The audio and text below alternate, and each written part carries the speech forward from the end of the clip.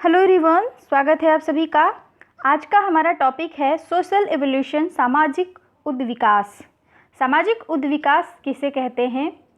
तो देखिए, समाज एक जटिल प्रक्रिया है। इसमें निरंतर लगातार बदलाव होते रहते हैं। आज हम जिस अवस्था में हैं, शायद पहले इससे भिन्न अवस्था में रहे होंगे। समाज का जो स्वरूप आज है, ऐसा पहले नहीं था। जो भी संस्थाएं काम कर रही हैं, जो भी समूह हैं, वो आज जिस स्वरूप में हैं, जो उनका रूप है, आज से भिन्न था पहले। ऐसा क्यों है? आखिर ऐसा क्यों हो रहा है? इसका एक ही उत्तर है, इसका एक ही आंसर है। वह यह है कि समाज में निरंतर लगातार बदलाव होते रहते हैं, परिवर्तन होते रहते हैं। सामाजिक उद्विकास भी समाज में होने वाले परिवर्तन को कहते हैं। सामाजिक उद्विकास को समझने के लिए सामाजिक उद्विकास के अर्थ और उसकी परिभाषा तथा उसकी विशेषता को समझना होगा। ठीक है, चलिए फिर देर न करते हुए शुरू करते हैं। सामाजिक उद्विकास का अर्थ। सामाजिक उद्विकास दो शब्दों से मिलकर बना है, सामाजिक और उद्विकास। सामाजिक का अर्थ समाज से संबंधित है, सभी को पता है, जबकि उद्विकास शब्द अंग्रेजी के इवोल्यूशन का हिंदी रूपांतरण है। इवोल्यूशन शब्द लैटिन भाषा के इवोल्वर शब्द से बना है, जिसमें ई का तात्पर्य है बाहर की ओर तथा वोल्वेर का अर्थ है फैलाने वाला, अर्थात सामाजिक रूप से इवोल्यूशन का अर्थ हुआ बाहर की ओर फैलाने वाला। इस प्रकार सामाजिक उद्विकास का अर्थ समाज के बाहर की ओर फैलाव से है। यानी जब समाज का विकास निरंतर एक दिशा की तरफ होता है, समाज में एक फैलाव होता है जो निरंतर होता रहता है, जिसकी एक दिशा निर्धारित होती है, उसे उद्विकास कहते हैं। दूसरे अर्थों में उद्विकास में एक तत्व और जुड़ जाता है, और वह यह है कि दिशा उद्विकास में परिवर्तन आवश्यक है। यह परिवर्तन रुक रुक कर नहीं होना चाहिए, बल्कि निरंतर होना चाहिए, किंतु एक दिशा में होना चाहिए। जब निरंतर परिवर्तन एक निश्चित दिशा में होता है तो उसे उद्विकास कहा जाता है।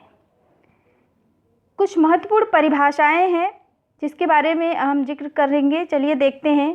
फर्स्ट डिफिनीशन हमारी है मैकाइबर और पेज की। इनके अनुसार जब परिवर्तन में सिर्फ निरंतरता ही नहीं बल्कि दिशा भी होती है, तब हमारा अभिप्राय उद्विकास से होता है। इनका मानना है कि जब परिवर्तन में निरंतरता पाई जाती है और साथ ही उसकी दिशा निर्धारित होती है, यानी कि यहाँ से हमें यहाँ पहुँचना है, तब हमारा अभिप्राय उद्विकास से होता है।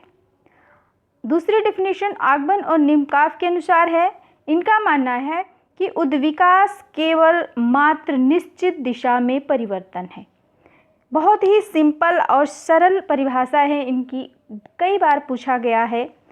उद्विकास केवल मात्र निश्चित दिशा में परिवर्तन है, यानी कि जो बदलाव हो रहा है, जो सोसाइटी में चेंज आ रहे हैं, उसकी एक दिशा निश्चित हो जाए, उसे हम उद्विकास कहते हैं।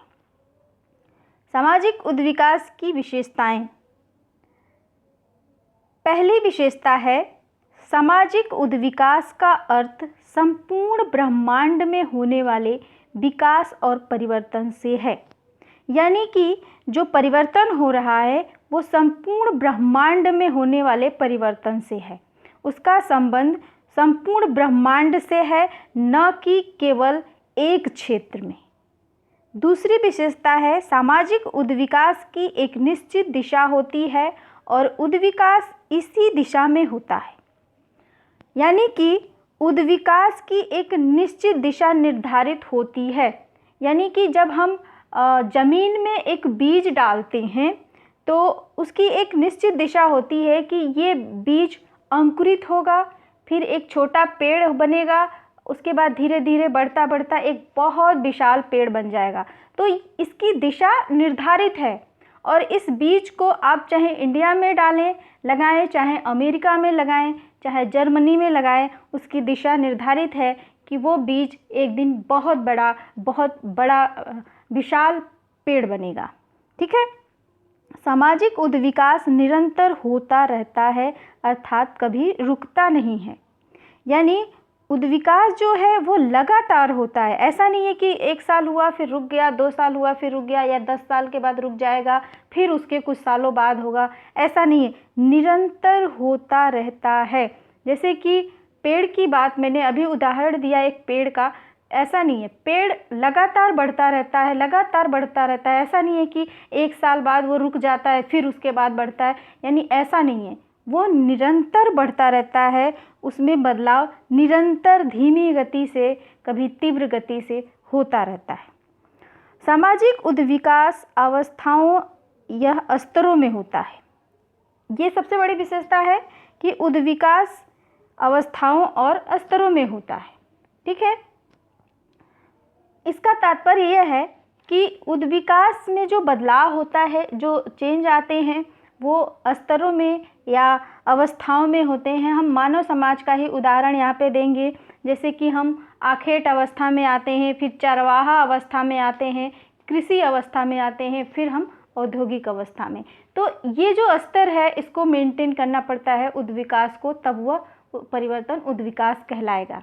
ऐसा नहीं है कि सीधे आकेट अवस्था से आप सीधे औद्योगिक अवस्था में पहुंच जाएं, या केवल इन अवस्थाओं से किसी समाज को गुजरना ही न पड़ा हो, वो औद्योगिक अवस्था में ही पहुंच जाए, ऐसा नहीं है।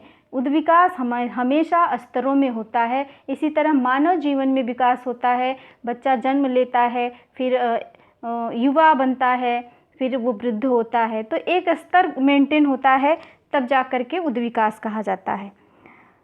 नेक्स्ट जो विशेषता है, सामाजिक उद्विकास की प्रकृति प्रगतिशील होती है। यानी जो सामाजिक परिवर्तन हो रहा है वो प्रगतिशील है, यानी कि लगभग वो अच्छाई की तरफ बदलाव होता है। ठीक है ना। जो पुरानी अवस्था होती है उससे बेहतर अवस्था में हम पहुंचते हैं। बस ये चीज़ इसमें जुड़ जाती है कि इसकी दिशा निर्धारित होती है और ये निरंतर होता रहता है। ठीक है। सामाजिक उद्विकास का संबंध गुणात्मक परिवर्तन से है, यानी जो बदलाव हो रहा है वो गुणात्मक होता है। आगे है सामाजिक उद्विकास के कारक। सामाजिक उद्विकास का जो पहला कारक है आविष्कार। देखिए, सामाजिक परिवर्तन के कारकों में प्रौद्योगिकी सबसे अधिक महत्वपूर्ण भूमिका निभाती है। प्रौद्योगिकी में आविष्कार और नवीनता सम्मिलित होता है। आविष्कार समय की मांग होते हैं और व्यक्ति की मानसिक योग्यता पे निर्धारित होते हैं। और कहा भी जाता है कि आवश्यकता ही आविष्कार की जननी होती है। जिस समाज में व्यक्ति अपनी आवश्यकता की पूर्ति के लिए सतत प्रयत्नशील रहते हैं, वो समाज और ज़्यादा और बेहतर तरीके से उद्विकास करता है। दूसरा जो कारक है संचय। संचय का अर्थ होता है बचाना।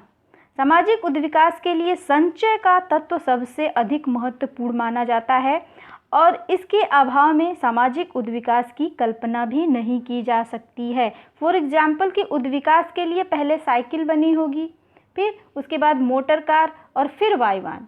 ठीक है। तो हमने जो पुराना आविष्कार किया उसका हमने संचय किया। ठीक है। उद्विकास में कोई ऐसा समाज नहीं है जहाँ पहले वायुयान का निर्माण हो गया हो, यानी साइकिल, मोटरयान, फिर वायुयान। ठीक है। तो संचय का गुण पाया जाता है, ये कारक है। तीसरा जो है प्रसार। प्रसार का अर्थ है फैलाव। तालाब में एक कंकड़ फेंकिए, वहाँ से लहरें उठेंगी और ये लहरें वहाँ तक चली जाएंगी जहाँ तक किनारा होता है। इसी प्रकार आविष्कारों का समाज में प्रसार होता है। एक देश या समाज का आविष्कार संपूर्ण विश्व में धीरे धीरे फैल जाता है। प्रसार के द्वारा ही सामाजिक उद्विकास को और अधिक गति मिलती है।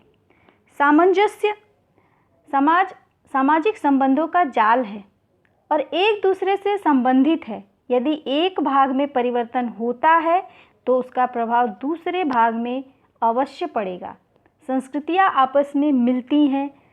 आवागमन और संचार के साधनों के विकास के कारण सांस्कृतिक सामंजस्य आसानी से होता है। जब दो संस्कृतियाँ मिलती हैं तो प्राथमिक अवस्था में कुछ संघर्ष होता है, लेकिन ये क्षणिक होता है, फिर आपस में सामंजस्य स्थापित हो जाता है और इस प्रकार सामाजिक उद्विकास होता है। ठीक है, तो ये है सामाजिक उद्विकास के कारण। तो इस तरह से हमने सामाजिक उद्विकास का अर्थ, उसकी परिभाषा, उसकी विशेषता तथा उद्विकास के जो महत्वपूर्ण कारक हैं जिनके लिए उद्विकास होता है, यानी जो चीज़ें जिम्मेदार हैं उद्विकास के लिए, उन सभी चीज़ों का हम लोगों ने अध्ययन किया। अगर इसमें कोई भी टॉपिक आपको नहीं समझ में आया तो कमेंट बॉक्स में कमेंट करिए, हम बताने का प्रयास करेंगे। ठीक है, और यहाँ तक आ गए हैं तो चैनल को सब्सक्राइब कर लीजिए, लाइक दीजिए, शेयर करिए और दूसरे बच्चों को भी लाभ पहुँचाइए। Thank you.